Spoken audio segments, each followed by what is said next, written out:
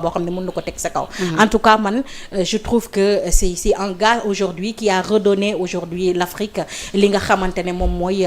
kii bu mu perdre woon. Alors parlons de critique et parlons toujours quand même de cette visite am na tamit benn élément bu ci am muy la première dame bi nga xamante ni très critiqué moom également sur les réseaux sociaux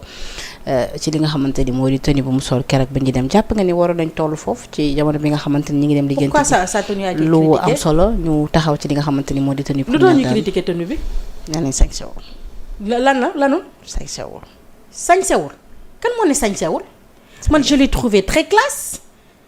et en plus pourquoi lu tax ñun sénégalais ñun bëgguñu suñu bopp mais première dame li mu sol yëpp made in Sénégal la. sénégalais da nga foog ne ay stylistes yu gën a mag ca Europe ca France ba li ce sont des sénégalais ñoo fi nekk di def ay costumes yu toog di def ay robes yu baax mais première dame bi lim sañse est-ce que man mus naa gis keneen ko ko fi sañ non seulement elle a été simple mu joxe ko leçon bu am du nu tëdd bu doy waar ba pare lim sol yëpp made in Sénégal la. ce qui veut dire que tey ñu bu joxee exemple ñun ñi nga xam ne ñoo nekk Sénégal li ñuy jébbaani yépp mu ngi fii ci biir Sénégal mun nañ ko jënd ci suñuy sénégalais permettre suñu économie mun a gën a élargir mun a gën a am doole mais au lieu de pouvoir féliciter cela ak kon am na ñu ko doon critiquer man yëguma ko mais ñi ko doon critiquer dañuy nelaw nañ toog man de man sañse laa gis sañse avec beaucoup de classe robe bi mu sol c'est très joli nga gis bleu boo xamante ne muy mel ni ay rouge moo caché aussi biir mu yor sac boo xam ne c'est made in Sénégal la robam def fulaaram tellement naturel te loolu la ñuy seet gis nga Penda ñun ñooy suñu sonal suñu bopp di greffage ak maquillage ak kii mais am africaine nu mu tëdd jigéenu Sénégal nu mu gën a naturel rek gën a rafet te loolu booy xool jabaru nu mu tëdd son excellence Bassirou Diomaye Diakhar Faye da nga koy gis il faudrait qu'on sorte dans les détails xam nga lan moo gën a am solo du tenue vestimentaire bi mu sol mais ba mu demee France nan la représenter le Sénégal lan la nu mu tëddee dénkanteeg ay kàddu yoo xamante ne mun na profiter Sénégal biñ fi toogeeg léegi lan lañ fi def mais que ne tenue bi rafetul man franchement peut-être kon man maa amul goût man je l'ai trouvé très classe je l'ai trouvé très joli et je trouve que ce sont des détails il faudrait que les Sénégalais ñun ñu génn ci ay détails Penda ndax gis nañ fi ay Marème Faye Sall yu doon téye ay saag yoo xam ne ay $2000 lay jar loo xamante ne mun na dundal village gis nañ fi ñeneen ak ñeneen ñu gis numtati benn madame boo xamante ne tey dafay toog jënd sac boo xam ne yow boo demee marché moom ngay jënd kii bu demee buy dox ci mbedd mi moom lay téye man su may dox ci mbedd mi moom lay téye ak leneen loolu dañ ko war a saluer mais on doit pas critiquer cela et je trouve qu'elle a été très classe elle a été très jolie et les gens qui le disent man pour man dañuy opposé wu rek di saltel game bi mais gisuma ci dara loo xamante ne war nañ ko war a mën a critiquer au contraire c'est à saluer et je salue cette première dame là et j'espère que ne deuxième femme bi dina suivre exemple ci moom ka nga xam ne ñun sénégalais yëpp dinañ ci suivre man j'adore comment elle s'est habillée j'adore j'ai adoré mais écoute j'abonde vraiment dans le même sens que Ouleye Mané la première dame a réellement porté une couture boo xamante ne ni c'est un couturier sénégalais moo ko ñëw elle a porté un sac de Néné Yaya gis nga coole wala gisoo ko qui est bien de chez nous oui Néné Yaya qui fait de très belles choses d'ailleurs suivre nag réseaux sociaux yi et même ci dàll yi mu sol c'est du made in Sénégal son mari qui l'a accompagné a porté un costume africain et des chaussures made in Sénégal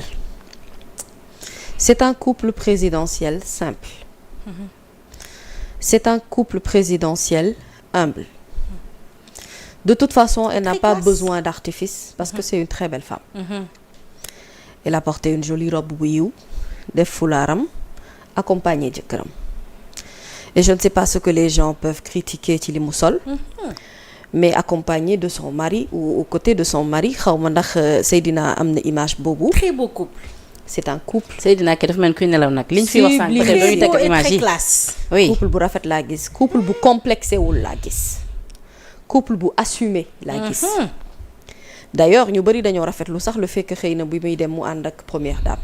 man sax je ne rentre pas dans ce genre de considération parce que première ou deuxième dans tous les cas ce sont les dames du Sénégal et donc li ci am mooy aujourd'hui oui l'image est magnifique pourtant sac bi mu yor saaku marque la et porte du Néné Yaya et qui est typiquement sénégalais d'ailleurs tout le monde devrait courir dem jëndi ji et promouvoir les marques sénégalaises ainsi que les coutures et les couturiers sénégalais parce que tout simplement gis nga Penda ku wàcc sa ànd boo dem fekk borom bu toog xoolal ma fulaar mais bu ñu taxawee tamit ci couleur yi mami am na ñu naan tamit président war a mun a di gën a sol ay couleurs yu sombre. mais pourquoi éviter ay marron. moi je trouve que ce marron lui va très bien. kii dafa doonee marron valeur ba mu amoon. marron daa pertoon valeur am. xam nga xoolal na mu joxee marron léegi valeur am. sa waa ji dafa ñaawaloon marron. léegi marron dafa am valeur génnal ci li nga ne. très bien Bassirou day sol dara sax jox ko valeur. déedéet beneen bi ci topp mooy Penda. Bassirou Diomaye Diakhar Faye marron tabac la sol. xoolal ma lii. marron tabac bi mu sol nii. non guro la lii xoolal ma lii xoolal. def ci soupçon de blanc. xoolal ma loolu ci col bi.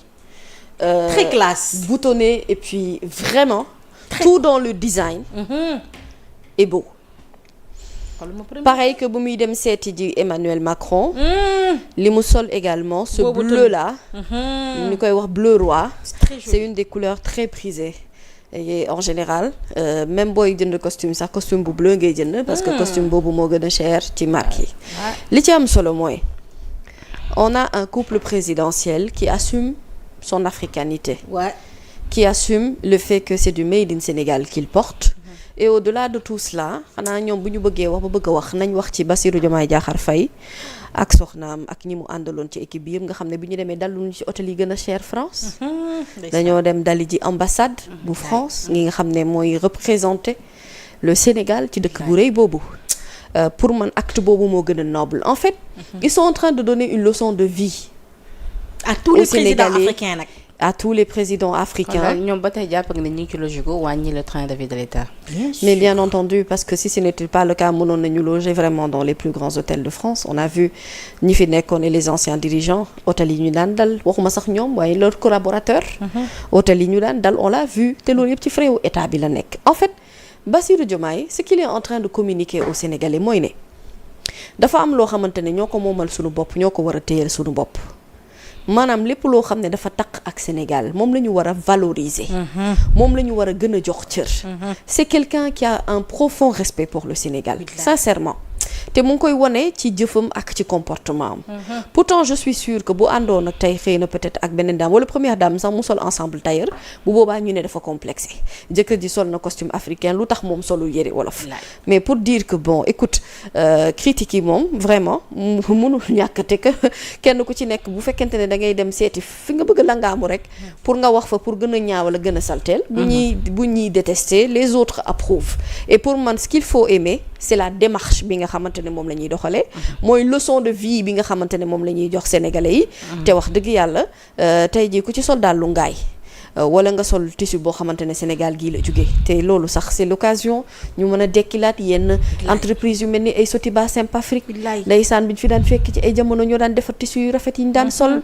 boo demee ci yeneen dëkk am nañu seen wooding ñii am seen Cocodunda ñii am seen yeneen i tissu le pagne tissé traditionnel. yooyu yëpp dañ koo war a valoriser waat pour que métier artisanat gën a jëm kanam et au-delà de tout cela l'art et la culture da koy gën a jox valeur et le stylisme dans le vrai sens du terme. donc aujourd'hui man je ne trouve rien à critiquer au contraire. Je trouve que notre première dame ainsi que son mari le président de la République ont été tout simplement un couple africain buy wàcc sur un sol français en leur montrant wan leen li nga xamante ne moom mooy seen culture seen tradition li ñu moomal seen bopp te fier ci nag avec la tête haute loolu kenn ku nekk ci ñun war na cee gën a góorgóorlu ci li ñuy def. gis nga mami